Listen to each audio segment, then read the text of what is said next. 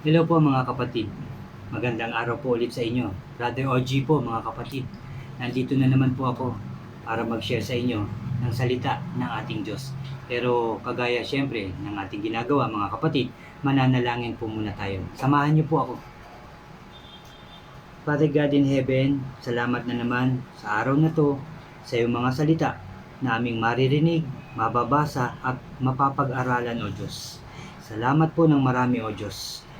Dahil meron na naman kaming maririnig, mapapag-aralan at magagamit namin ito sa aming pamumuhay araw-araw ang iyong mga makapangyarihan salita.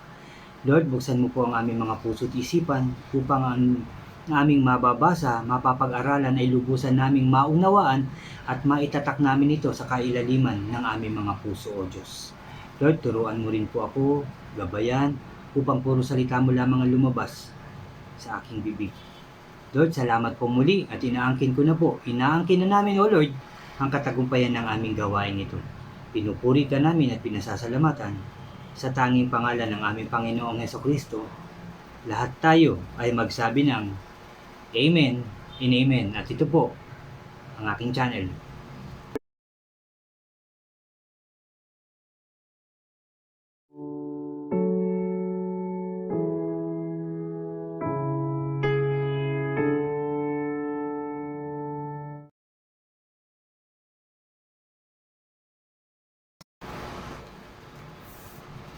Hello po ulit mga kapatid, ulitin ko lang to.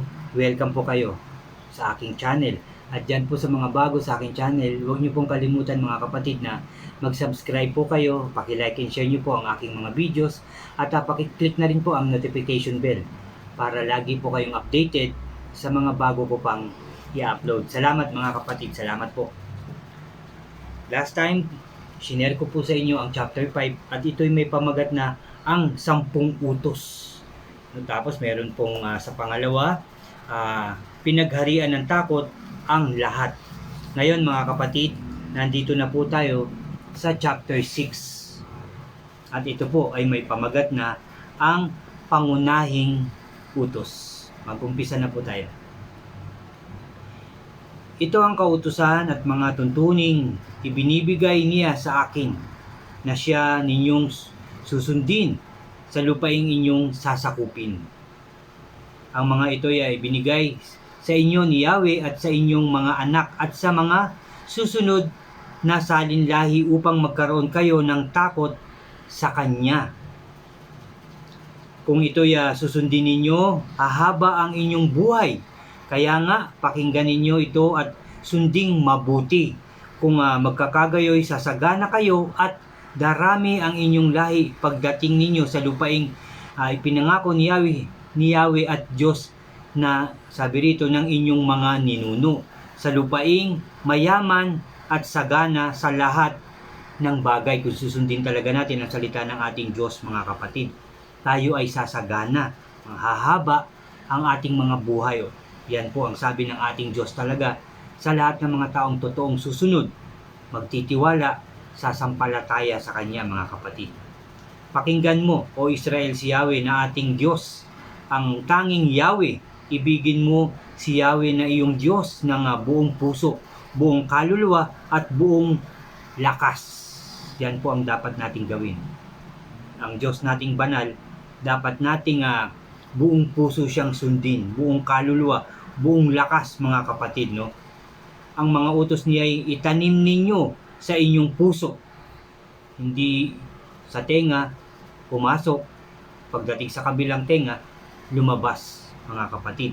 At dito, ulitin ko lang ang verse 6, ang mga utos niya ay itanim ninyo sa inyong mga puso, ituro ninyo ito sa inyong mga anak, at pag-aaralan ninyo ito sa inyong tahanan, sa inyong pagbangon sa umaga, ipulupot ninyo ito sa inyong mga kamay bilang tanda, itali sa inyong noo, isulat sa mga hamba ng pintuan ng inyong bahay at mga tarangkahan, yung salita ng ating Diyos, upang saan man tayo pumunta mga kapatid, mababasa natin ang utos ng ating Diyos sa atin para hindi natin ito makalimutan mga kapatid. Kaya sinasabi rito kung saan-saan natin ilagay, ipulupot, sabi pa mga kapatid ninyo ito sa inyong mga kamay bilang tanda, itali ninyo Sabi rito, sa inyong noo, isulat sa mga hamba ng pintuan ng inyong bahay at mga tarangkahan. Yun ang inuutos sa atin ni Moses upang hindi natin makalimutan ang kanyang mga salita. Ang salita na ibinigay sa atin ng ating Diyos. Verse 10, babala laban sa pagsuway. Malapit na kayong dalhin ni Yahweh sa lupain nga ipinangako niya sa inyong mga ninuno. Sabi rito, sina Abraham, Isaac at Jacob, maninirahan kayo sa malalaki at magagandang lungsod na hindi kayo ang nagtatag. Titira kayo sa mga tahanang sagana sa lahat ng bagay, ngunit hindi ninyo pinaghirapan. No, yan ang bigay ng ating Diyos. Wala kayong pinaghirapan, hindi nyo itinatag, pero ibibigay ko yan sa inyo, sabi ng ating Diyos. Sabi pa rito mga kapatid, iinom kayo ng tubig na galing sa mga balong hindi ninyo hinukay. Mamimitas kayo sa mga ubasan at sa mga ulibong hindi ninyo itinanim. Kung kayo'y naroroon na at masagana na sa lahat ng bagay, huwag ninyong kalilimutan si Yahweh na naglabas sa inyo sa Ehipto, mga kapatid, no? Kung ano man yung binigay sa atin ng ating Diyos. Halimbawa, kalakasan, kagalingan, kasaganahan, pera, magandang bahay, sasakyan, at iba-iba pa mga kapatid. Nawa kung meron na tayo nun, o kung meron na kayo nun, huwag niyong kakalimutan ang ating Diyos dahil lahat ng meron ka ay galing sa ating Diyos. At dapat mo yang ipagpasalamat ko ano man yung na-achieve mo, nabili mo, narating mo, galing yan sa ating Diyos. Huwag mo po yang kakalimutan mga kapatid. Huwag po natin yan kakalimutan. Sabi dito, sa bayan ng pagkaalipin, sabi niya, nilabas sila ng ating Diyos doon sa Ehipto. Magkakaroon kayo ng takot, sabi rito, o magkaroon kayo ng takot kay Yahweh, paglingkuran ninyo siya, at siya, sabi rito, at sa kanyang pangalan kayo'y manumpa. Paglingkuran siyang mabuti, at sa ngalan niya, tayo'y manumpa. Verse 14, huwag kayong maglilingkod sa Diyos-Diyosan ng mga bayang pupuntahan ninyo, sapagkat si Yahweh na inyong Diyos ay mapanigbughuing Diyos. Kapag sabi dito, kapag sumamba kayo sa Diyos-Diyosan, magagalit siya sa inyo at lilipunin niya kayong lahat. Mga kapatid, sinabi dito, kung sasamba sa mga Diyos-Diyosan, magagalit si Yahweh at lahat kayo, sabi dito, ay lilipunin. Kaya dapat tayo sumamba sa iisang Diyos. Dahil wala naman talagang ibang Diyos. Iisa lang ang ating Diyos Ama. Ang ating Diyos na nasa langit. Banal na Diyos, makapangyarihan Diyos, mapagmahal na Diyos. Yan ang ating Diyos. Verse 16, huwag ninyong susubukin si Yahweh na inyong Diyos tulad ng ginawa ninyo sa Masa. Sabi dito, ulitin ko lang, huwag ninyong susubukin si Yahweh na inyong Diyos tulad ng ginawa ninyo sa Masa. Sundin ninyo mabuti ang kanyang mga utos at mga tuntunin. Gawin ninyo kung ano ang dapat o gawin ninyo kung ano ang tama at mabuti sa paningin ni Yahweh. Wala tayong ibang dapat gawin. Wala tayong wala tayong ibang dapat isipin, gawin, sabihin, kundi yung mga nakakabuti lang sa paningin ng ating Diyos. Yan ang ating dapat gawin mga kapatid. At mamuhay kayo matiwasay. Masasakop ninyo ang lupain sabi rito, ipinangako ni Yahweh sa inyong mga ninuno. Sabi rito, mapapalayas ninyo ang inyong mga kaaway tulad ng pangako niya sa inyo. Lahat kasi yan pangako ng ating Diyos at yan ay matutupad kung ating siyang susundin mga kapatid.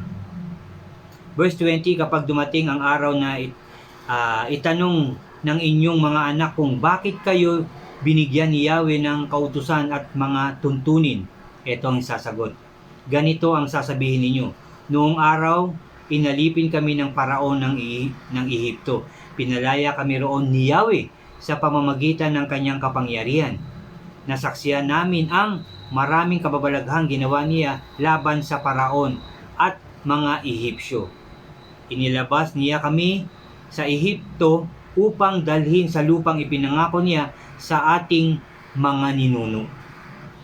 Verse 24, ibinigay niya sa amin ang kautusan at ang mga tuntunin ito upang magtaglay kami ng takot sa Kanya. Sa ganoon, sasagana tayo at iingatan niyang tulad ng ginawa niya sa ating ngayon. Sabi rito, kalulugdan tayo ng Diyos nating si Yahweh kung susundin natin ng buong katapatan ang lahat ng ipinag-uutos niya sa atin. Ulitin ko lang mga kapatid, pakinggan po natin ito. Verse 25, kalulugdan tayo ng Diyos nating si Yahweh kung susundin natin ng buong katapatan ang lahat ng ipinag-uutos niya sa atin, mga kapatid. Talagang matutuwa sa atin. Hindi niya tayo pababayaan dahil sumusunod tayo sa ating Diyos. Malulugod, matutuwa, masisiyahan ang ating Diyos kung tayong lahat ay susunod sa Kanya, mga kapatid. Yan ang katapusan ng chapter 6, mga kapatid, na sinasabi sa atin itong mga pangunahing utos. Yun nga ang ibigin natin ng buong puso't kaluluwa, buong lakas, buong pag-iisip ang ating nag-iisang Diyos. Yan ang inuutos sa atin. At sinasabi rin sa atin ngayon, mga kapatid, na sundin nating mabuti ang pinag-uutos sa atin ng ating Diyos. Huwag natin yan kakalimutan. Itali natin yan, ipalupot natin sa ating kamay, itali natin sa ating noo, isulat yung mga utos ng ating Diyos, yung mga pinag-uutos niya. Sabi nga dito sa Biblia, sa hamba ng ating pintuan, sa tarangkahan, upang ito'y lagi nating makita, maisip, maalala na yung mga pinag-uutos sa atin ng ating Diyos, upang hindi natin ito makaligtaan at lagi natin itong matupad. Mabasa natin yung mga nakasulat na yun upang patuloy tayong sumusunod sa utos ng ating Diyos. Yan po ang inuutos sa atin ng ating Diyos ngayong oras na to, sa iyo, sa akin at sa ating lahat, mga kapatid. Sumunod sa ating Diyos. Mahalin ang ating Diyos ng buong puso't kalakasan. Pag sinunod natin yan, sasagana ang buhay natin, magiging maayos ang buhay natin, lagi tayong malakas, iingatan ng ating Diyos, pagtatagumpayin niya tayo at hahaba ang ating buhay. Amen and amen. Nawa, mga kapatid, lubusan yung naunawaan ng ating pinag-aralan ngayong araw na to at ating mga narinig, nabasa at napag-aralan, maitatak nyo sa kailaliman ng inyong mga puso at gamitin sa pang-araw-araw nating pamumuhay yung kanyang mga pangako. Kung susunod ako sa aking Diyos, sa ating Diyos, hindi niya ako pababayaan. Lalakas ako, sasagana ako, o proteksyonan niya ako, 10 ng aking mga mahal sa buhay. At tatagal, hahaba ang aming mga buhay. Dahil yan sa pagsunod natin sa ating Diyos. Kaya yan ay ituro natin, sabi rin ng ating Diyos, ituro natin yan sa ating mga mahal sa buhay, sa ating mga anak, at sa mga susunod pang salinlahi nating mga tao. Ulitin ko lang, salamat sa ating Diyos. Amen and amen. Salamat mga kapatid. Yan ang sinasabi sa atin ng ating Diyos na buhay, mga kapatid. Yan ang pinag-uutos niya sa atin lahat. Hindi lang sa akin, hindi lang sa mga pastor, hindi lang sa mga bishop, hindi lang sa mga leader, kundi sa ating lahat, mga kapatid. At nawa, yan po ay ating sundin. Salamat po sa inyong lahat sa pakikinig nyo na naman sa salita ng ating Diyos. Mga kapatid, mananalangin po tayo. Ipagpapasalamat na naman natin ang mga salita ng ating Diyos na ating narinig at napag-aralan ngayong araw na to. Magsiyuko tayo. Aming Diyos na makapangyarihan sa lahat, aming Diyos na mapagmahal, aming Diyos na banal. Salamat na naman, Lord, sa iyong mga salita na aming nabasa at napag-aralan. Sa iyong mga inuutos sa amin, Lord. Salamat po, Lord. Salamat, Jesus. Salamat, Holy Spirit. Lord, we pray and I pray na lagi mo kaming nasamahan upang masunod namin ng maayos ang iyong mga pinag-uutos. Lalong-lalo na po ako, Lord. Lalong-lalo na ng aking mga mahal sa buhay, mga kapatid sa pananampalataya at lahat ng tao. Lord, nawa masunod namin ito ng maayos upang kami maging masagana palagi, maging ligtas, maging malakas, maging matagumpay at humaba ang aming mga buhay. Nawa ito'y aming magawa, masunod. Hindi lang ako, hindi lang kami, kundi yung mga susunod naming lahi, O Diyos. Huwag mo po kaming pabayaan, O Lord. At nagpapasalamat po ako, nagpapasalamat kami sa iyong mga salita at pangako na binigay mo na naman sa amin lahat, O Diyos. Salamat po talaga, Lord, sa iyong pagmamahal sa amin dahil araw-araw, palagi kaming may naririnig na iyong mga salita, O Diyos, upang kami maging maayos, upang kami lagi maging ligtas, upang kami magtagumpay palagi. Dahil ang iyong mga salita ay makapangyarihan. Salamat, Lord. Salamat, Jesus. Salamat, Holy Spirit. And I pray then, Lord, and we pray na tuluyan na maging maayos ang bawat isipan ng tao, bawat buhay ng tao, bawat pamilya, bawat lugar, bawat bansa. Maging maayos, masaya, masagana, ligtas. Wala nang virus, O Diyos. Wala nang mamamatay ng dahil sa virus na. Magiging maayos na ang aming mga pamumuhay. In Jesus' name, O God. In Jesus' name. Magiging maayos, masaya, ligtas, masagana, at tagumpay ang buhay namin, ang buhay ng aming mga mahal sa buhay, at ang buhay ng lahat ng tao. Amen and Amen. Thank you, Father God. Thank you, Jesus. Thank you, Holy Spirit. Salamat po sa lahat, Lord. Salamat po muli, Lord, sa iyong mga salita. Lord, pinupuri ka namin, pinasasalamatan, sinasamba at dinadakila. Sa iyo lamang, O Diyos, ang pinakamataas na papuri at pagsamba. Sa ngalan ng Ama, ng Anak, at ng Espiritu Santo, lahat tayo ay magsabi ng Amen and Amen. Amen po. Amen. Salamat sa ating Diyos sa kanyang mga salita. Salamat dahil dininig na niya ang ating mga panalangin. Salamat po. Salamat sa inyo mga kapatid. At God bless po sa inyo lahat. At God bless po sa ating lahat. Salamat po.